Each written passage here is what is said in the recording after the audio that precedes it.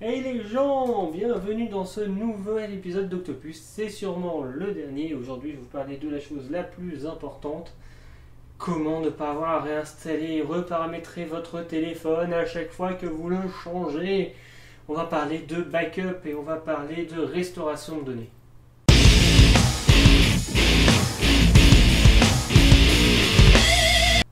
Donc niveau backup, de toute façon vous avez sûrement déjà réinstallé, changé de téléphone, réinstaller votre téléphone, c'est très chiant, c'est très long, c'est très fastidieux de tout réinstaller. Heureusement on est à l'époque du cloud computing et la problématique s'est beaucoup allégée. Mais je vais quand même essayer de vous faire un tour d'horizon des solutions qui vous permettent de sauvegarder et restaurer vos données de la façon la plus sécurisée possible. Bon, comme toujours, je vais commencer par ce qui est le plus accessible, ce qui ne demande pas d'avoir une ROM custom, ce qui ne demande pas d'être routé. Et on va aller vers les solutions de plus en plus bourrines. À l'heure actuelle, chaque constructeur fournit un logiciel, enfin une surcouche qui permet de sauvegarder les données. Je ne vais pas m'attarder dessus, chacune fonctionne différemment.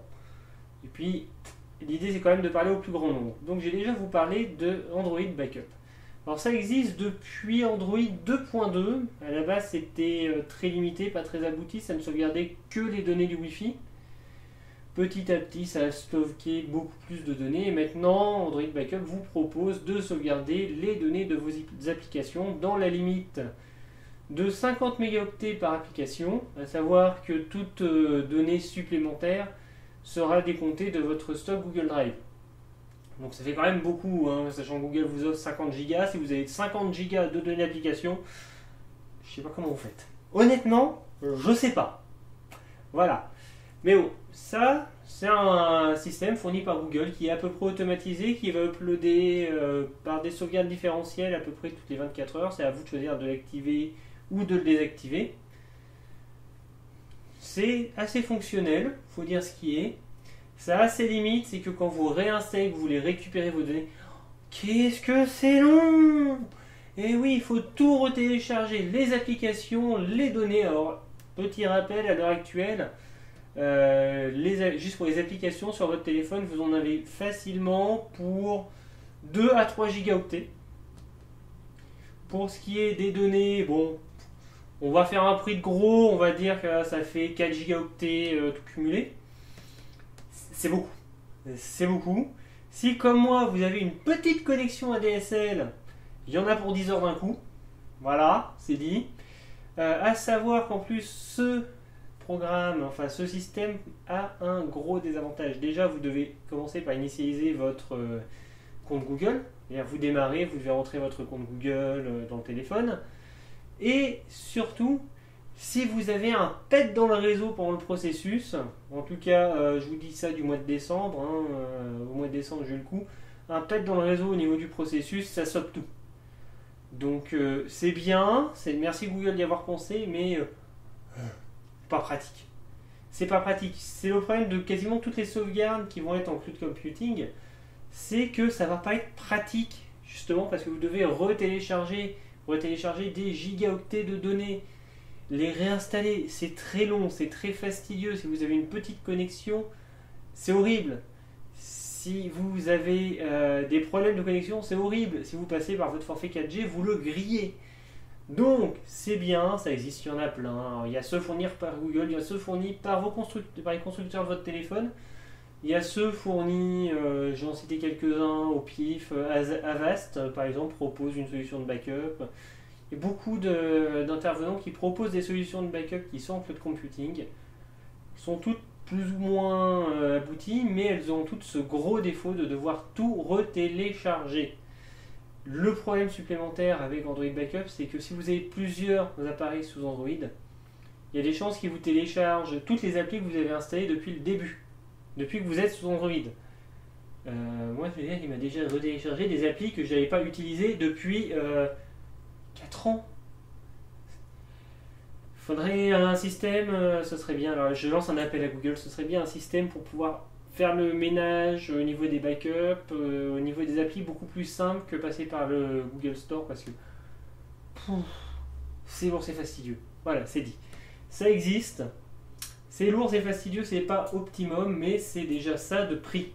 Alors, autrement, Vous avez aussi facilement accès via diverses applications à des sauvegardes dites, enfin que j'ai appelées partielles. C'est-à-dire que vous avez facilement une application de type SMS Backup qui va sauvegarder tous vos SMS, éventuellement les encrypter, éventuellement les mettre sur un système de cloud computing en même temps. C'est très pratique, mais c'est partiel. Autre possibilité, ça va être de passer par la sauvegarde via le debugger d'Android. Le debugger d'Android, c'est un petit bout de code qui est accessible sur tous les smartphones Android, qui demande à être débloqué via une petite manipulation que vous trouverez très facilement. D'ailleurs, je vous donne la description en dessous. Je vais vous faire une petite vidéo pour vous montrer comment on fait. C'est très très simple, ça prend 10 secondes. Et ce debugger, en fait, il vous permet de tester les applications que vous créez sous Android, mais il vous permet aussi de faire une sauvegarde complète du système.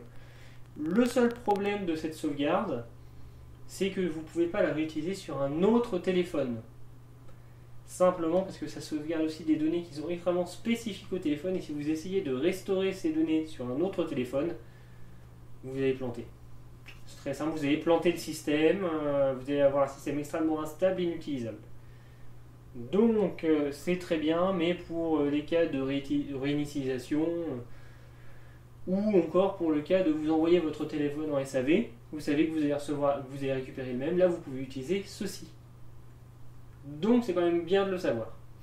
Autre possibilité, c'est de passer par ce qu'on appelle un nom de backup. Alors le nom de backup, ça demande d'avoir un recovery custom, donc seulement le recovery, pas la ROM, et ça permet de se lire en fait les partitions de façon brute et de les sauvegarder dans un fichier zip, un fichier image compressé.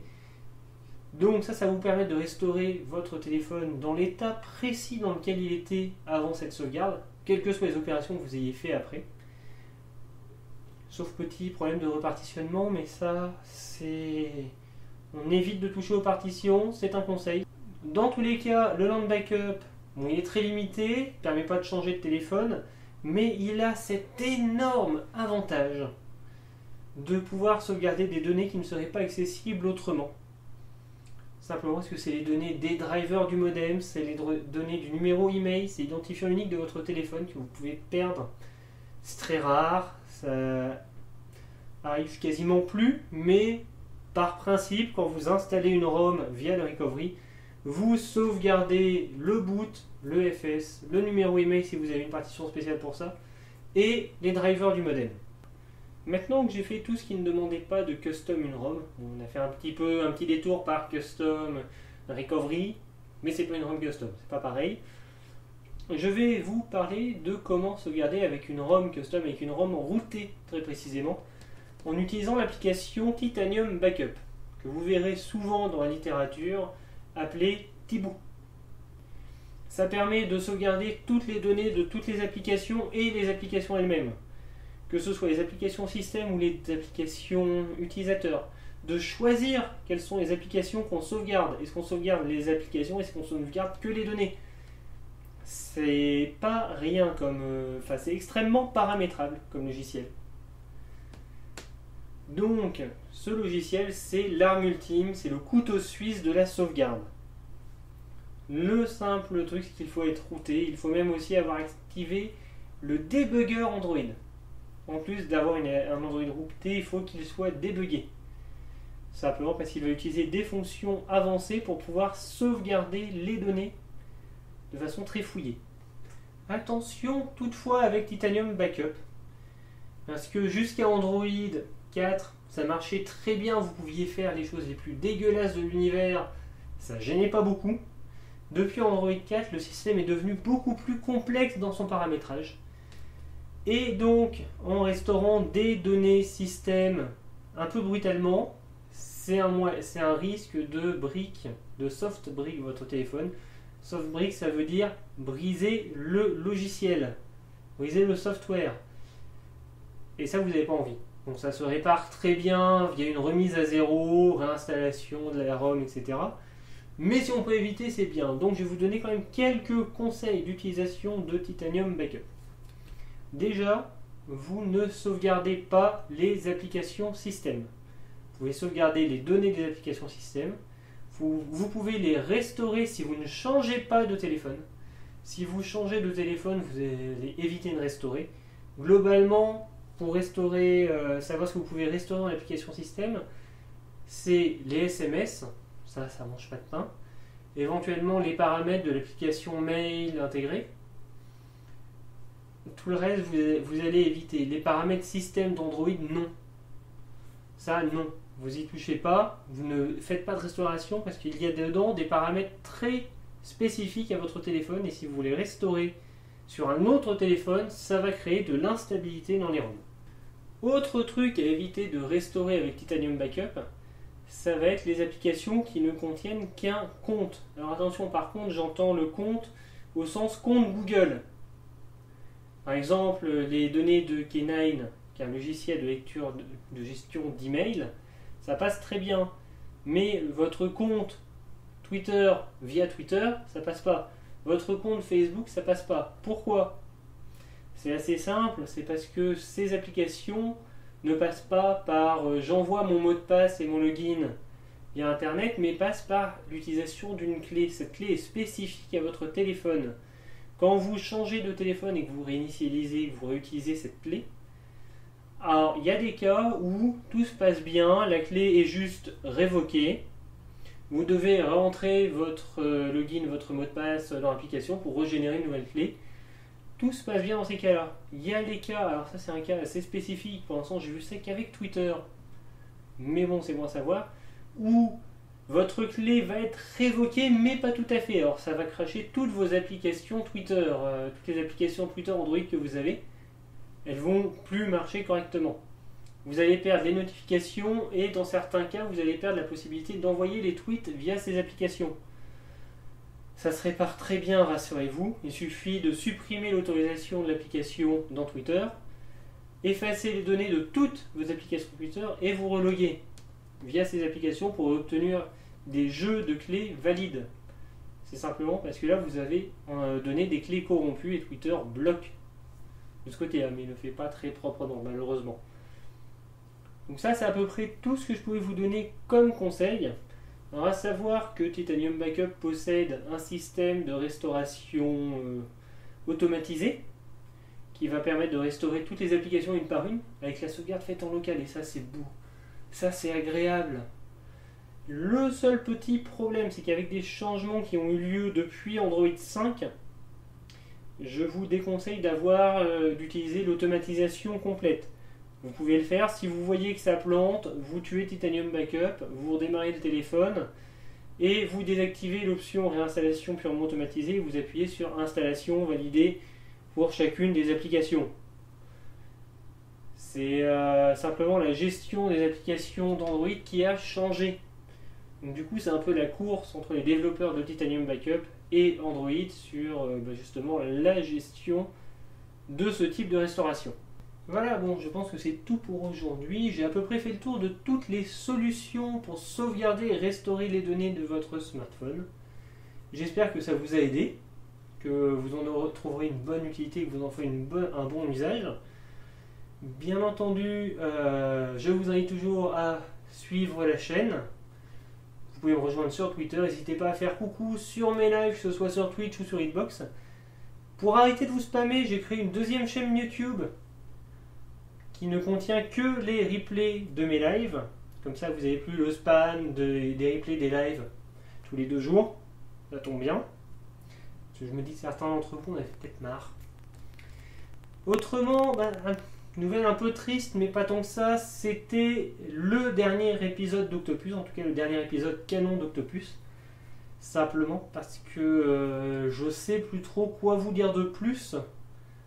Je pense avoir à peu près fait le tour du concept de l'émission. Bien sûr, Octopus reviendra avec des Octopus Live, sûrement pour le Google I.O. selon ma disponibilité, sûrement pour les prochaines annonces de Google, histoire de décrypter ça.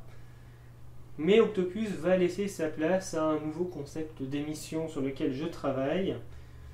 Alors vous aurez toujours Pizza du Chef et Brocoli. Je vais essayer de tenir des émissions plus régulières, mais je pense que faire plus d'une émission par mois, c'est trop pour moi à l'heure actuelle, en termes de régularité. C'est beaucoup de charge de travail, c'est un peu trop. Et prochain concept d'émission, je pense partir sur une émission sur les comics. Donc si ça vous intéresse, restez branchés sur les émissions sur les comics. Voilà, sur ce, je vous fais plein de bisous et je vous dis à bientôt en live ou pour une prochaine émission.